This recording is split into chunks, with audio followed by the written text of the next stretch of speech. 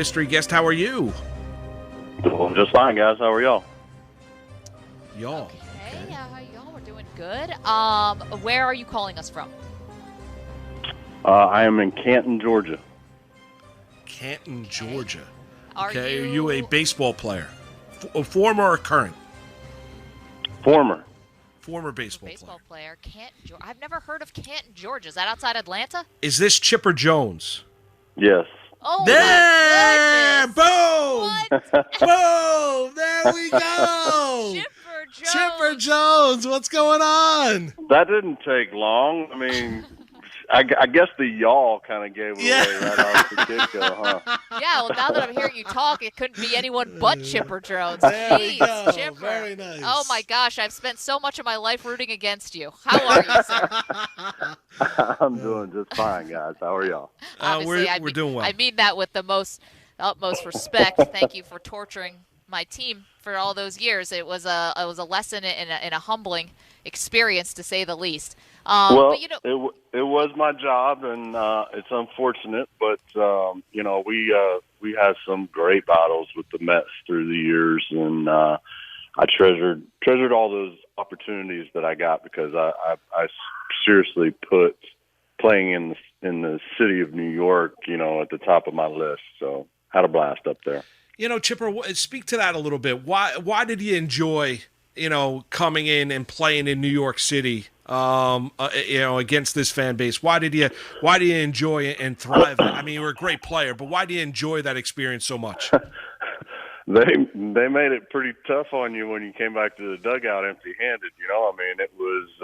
I think the first thing that really sticks out in my mind was something that my father told me. My dad was a huge Mickey Mantle fan growing up, and he said, if you can be successful on that stage in that city under those spotlights, you can be successful anywhere. So I always remember that, and whenever we got off the plane, at LaGuardia, man, that was it didn't matter if we were playing the Mets or the Yankees. It was the seventh game of the World Series for me because I just always remembered what my dad had said. Obviously, a huge market. You've got two really competitive teams up there in New York, and it was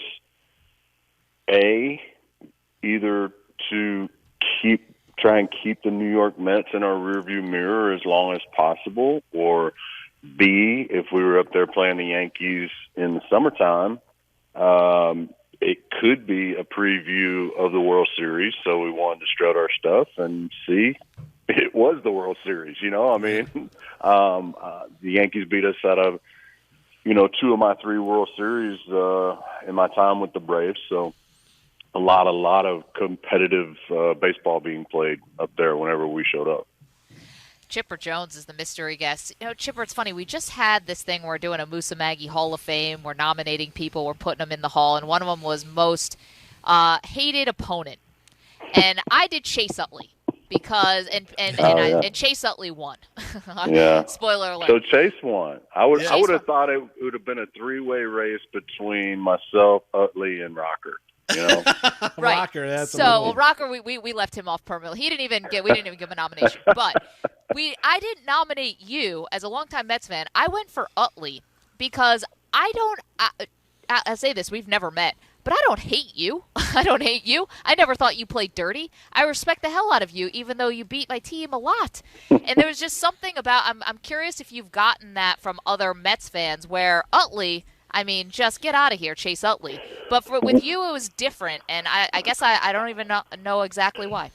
Well, I think obviously right there at the end of Chase's career, something pretty ugly happened, and that drew the ire of an entire fan base.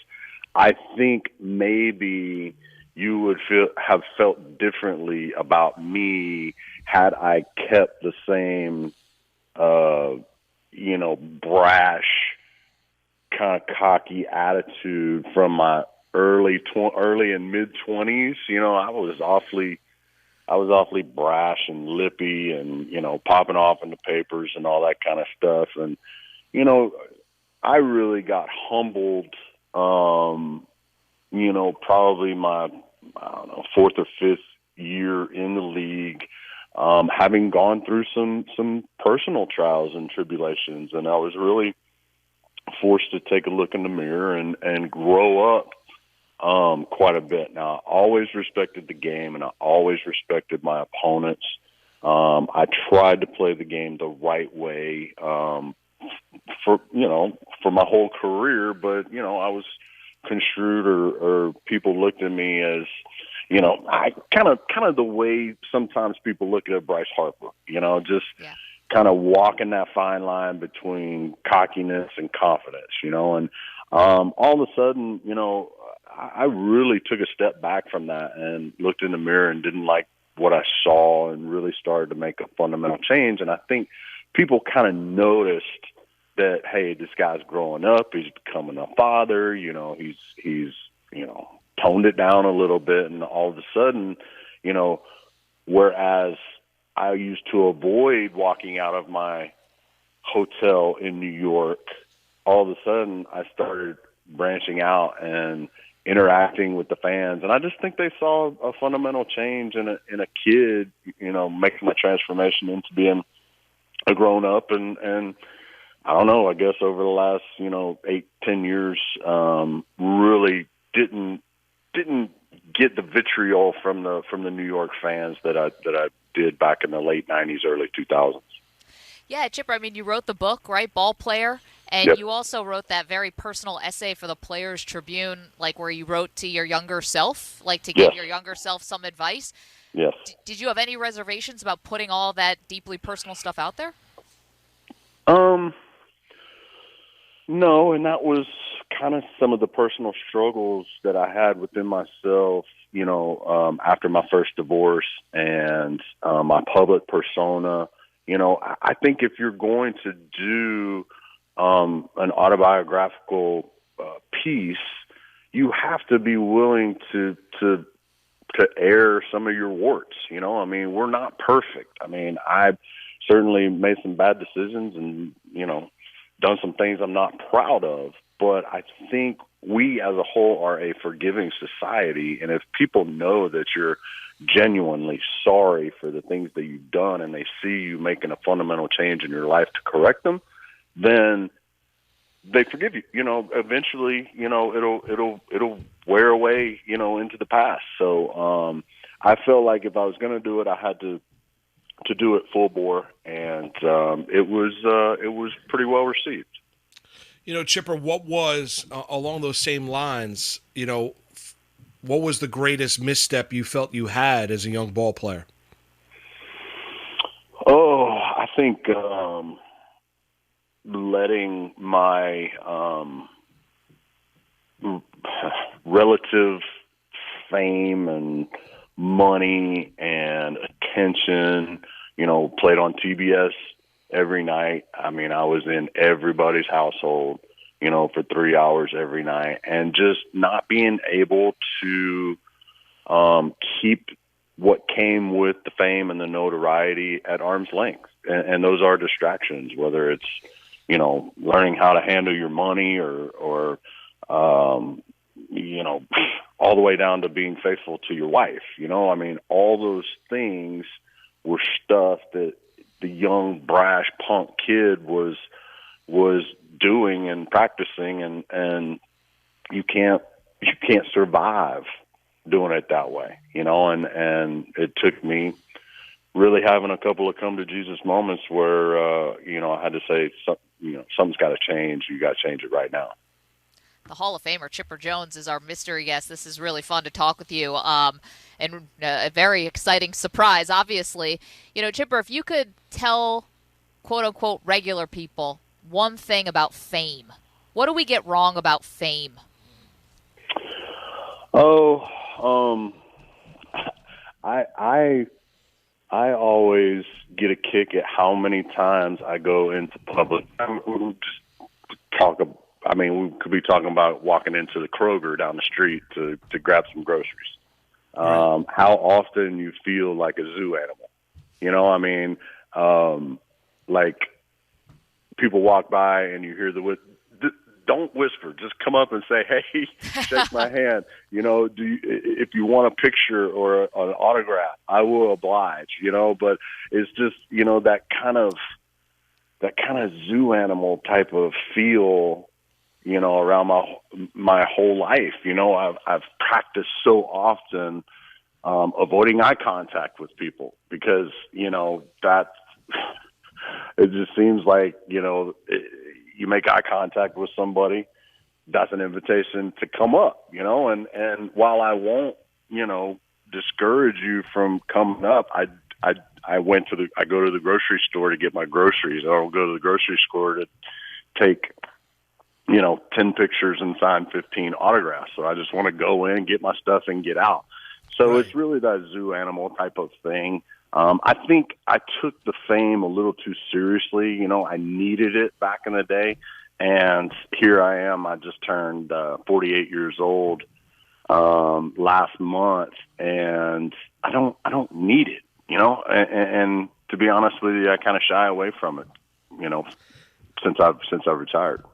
You know, Chipper, we had your former teammate Tom Glavine on a couple weeks back, and he was telling a very, very funny story. You know, he's, you know, helping out, you know, his son Little League, and he was throwing batting practice, and one of the fathers went up to him and said, "Oh, you're pretty good at this," and didn't realize it was Tom Glavine, right? Have you ever had any of those kind of moments where, you know, people, you know, don't realize just who you were and what you did for a living? Man, it's very rare. I'm 6'4", 230 pounds. I'm big. That's you know, that's kind of the biggest misconception is like people walk up to me all the time and they're like, "Oh my God, you are huge," you know, and I'm like, "Are you calling me fat?" You know, and they're like, "No," but you know, they see me on TV and they don't, you know, everybody's 6'3", 6'4", you know, we all look the same size, but then we get up close to, you know, people and they're like, "My goodness, I didn't realize how big you were." And I was like, I get that all the time. You know, along with the Brett Favre, you know, I've turned gray, you know, really fast. So a lot of people say that I got the Brett Favre look going right now. I actually had somebody in Target over Christmas come up and say, "Man, I am a huge Green Bay Packer fan. I loved watching you all those years." And I'm looking at him and he's like, "You're Brett Favre, right?" I'm like, no, wrong sport, bro. Dude, you should have just signed the autograph for him and been like, "Thank you." That is great. That is great. That's awesome. Yeah. Chipper Jones is our mystery guest, the Hall of Famer. Fantastic. So I guess, are you one of those sports dads? What's your style of sports dad? How involved? Well, I got 7 boys, and they, while some of them, you know, love to you know, play baseball and football and whatnot. To be honest with you, if they're passionate about what they, you know, about anything, I'm gonna back them up on that. But obviously, baseball is huge here in the Jones household. My dad played it. I played it. All the kids have tried at one point or another, and it's been fun to watch. You know, it's tough for me to go to the ballparks and watch them play because I know what's said in the stands, and I don't want to. I want to sit out in left field or right field and be away from the other parents. Number one, because you know they're going to want to talk, and while I'm trying to watch, you know, my kids' baseball games, but I also, you know, whenever an umpire misses a call or you know somebody makes a bad play, there's always a mom or a dad stomping and yelling, and I don't even want to be anywhere close to that. I want to be able to concentrate on what, you know, my sons are doing and their teams are doing, and not be distracted by any of that. But I don't know, you know, for sure that I have any quote unquote players, you know, here at the house. I do have, let's see, my oldest is 22, and my youngest is about to turn 2. So I got a lot more baseball, baseball games to go to, and hopefully, one of my 2 or 3 young ones who are still developing will eventually get there. Chipper, when you were relaying, and when I asked you about your passion of playing in New York, you relayed the story about, your dad and, being a huge Mickey Mantle fan. And we seem to, hear that. And Mickey obviously was just this generational talent that a lot of people outside, even in New York or outside of New York, connected with. Is there a player you talk about with your boys about the game? I mean, obviously they have a legendary player in the household in yourself, but are there players, teammates that when you talk about the sport of baseball that you talk about with your sons about? Yeah, I think, one of the guys that I would want my sons to emulate would be someone like a Mike Trout, very little fanfare, plays the game the right way, plays both sides of the ball, I guess you could say, to use a football analogy. He plays offense and defense very well, is a cornerstone of the franchise, going to play, out there in Anaheim, for the rest of his career. And I don't know, it's guys like him that really, they have a large responsibility, because not only are they the face of the franchise, they're the face of baseball right now. And to have someone who is laying it down and setting such a good example year in and year out, like a Mike Trout, is something that I would like to have my kids, if they're, lucky enough to be that good, to emulate. For me, it was Cal Ripken. Obviously, I heard about Mickey Mantle all my life.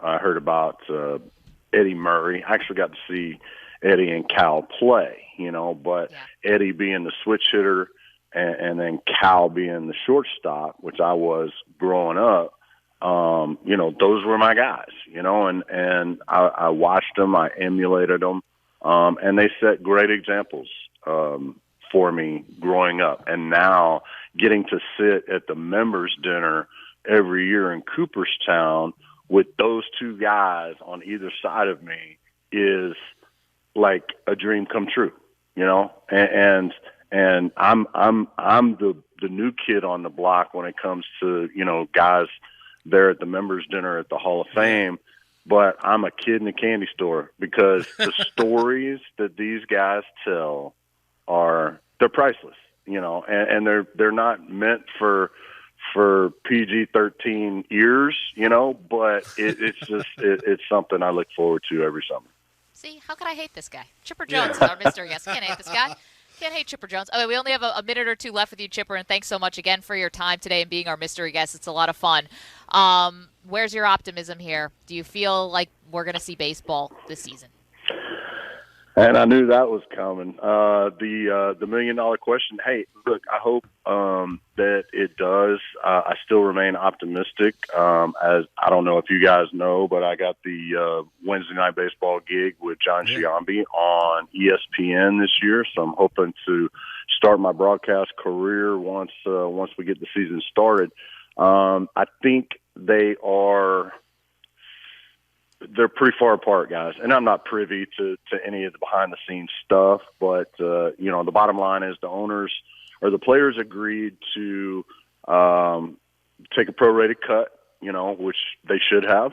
And the owners are trying to get just a little bit more, and the players are standing up for what we have always stood up for, the ability for us not to have a salary cap. The 50-50 revenue sharing, I'm not sure where that's going to go until the owners open up the books and show the players what their actual revenues are, but the owners won't do that. So, man, I don't know. I was pretty optimistic about a month or 3 weeks ago, but man, once they started getting together and started exchanging proposals, man, it just seems like it's bad news after bad news. But we'll keep our fingers crossed. Hopefully we can get something started by 1st of July. Hope so, Chipper. Those that are critical of the players, and you've heard it, Tom Glavine talked about it in 94, 95. For those that are saying, the players, do whatever you do to get back on the field, that are critical of the players' role in this, what would be your message to them, Chipper? It's just not that easy, guys. I mean, the players want to play. Don't get me wrong. They want to play. But there are some issues that have to be ironed out before they can get out there. It goes past, whatever happens this year. They're actually talking lockout next spring. So there was some stuff on the horizon already before this pandemic hit and before they started exchanging numbers and proposals over the last couple of weeks. But the bottom line is they agreed to a certain thing on March the 26th, and now the owners are reneging on that for all intents and purposes and taking it back, and that's not right. They agreed upon it. No doubt. Hall of Famer Chipper Jones. Hey, Chipper, we appreciate you spending a couple minutes here on this Monday afternoon with us. You and the family, everyone stay safe, and hopefully baseball's back, and we'll be listening on Wednesdays with you and Boog. You guys as well. I enjoy talking to y'all. Y'all be good, okay? You Thanks, as well. Chipper Jones. All right, good man. I mean, good man. 7 boys. Chipper's it's going to be good on games, too. And, I've never met John Sciambi, Boog Sciambi, but he is so talented. He is Boog's a good guy. He is like the John Stockton of play-by-play guys. We're friends with some other amazing play-by-play guys. They just set you up. He sets up his color people, analysts, just so well. Yeah. He's just dishing.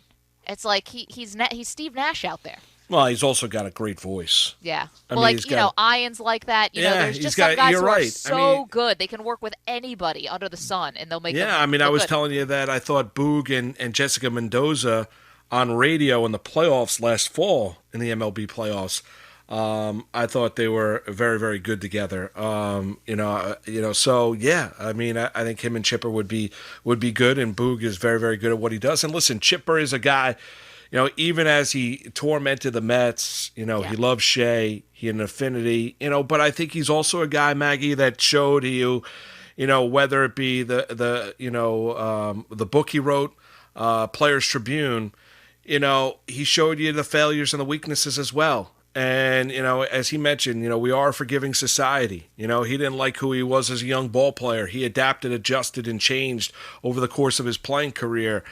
And he's a Hall of Famer. He was an unbelievable player to watch. He really was. And those Atlanta Brave teams each and every year, with that pitching staff led by Chipper being the dynamic player that he was offensively. They were just perennial contenders every single season. So they were always in your living room. Yeah, it's so true, right? I when I think about those Braves teams, the one thing that doesn't immediately come to mind is the fame. Yeah. Those guys were so famous. It was just because of TBS. And not, obviously the Yankee players and the Mets players, like they have the boost of New York and being in the media capital of the world. But man, those Braves teams, they were just, it's crazy. Crazy that he talked about the suffocating fame. It's funny. Like Trevor Noah, I've seen some other celebrities do this. Well, they'll turn the camera on people who are like filming them in public. Yeah. To be like, hello, I see you now. I'm filming you filming me. Well, it's funny how he's like, and he's fair. I mentioned the Tom Glavine thing. He's like, well, the difference is I'm 6'4". You're right. He is an imposing presence. Tom Glavine's not stepping on the baseball field, and he's 6'5", 6'6". So it is distinctly different. But it's interesting, the fact, I love that story, the fact that he's in Target Christmas time, and somebody comes up to him and says, I'm a huge Packer fan, because they think he's Brett Favre. That is a great story. If I'm him, I'm just like, you're welcome. I know.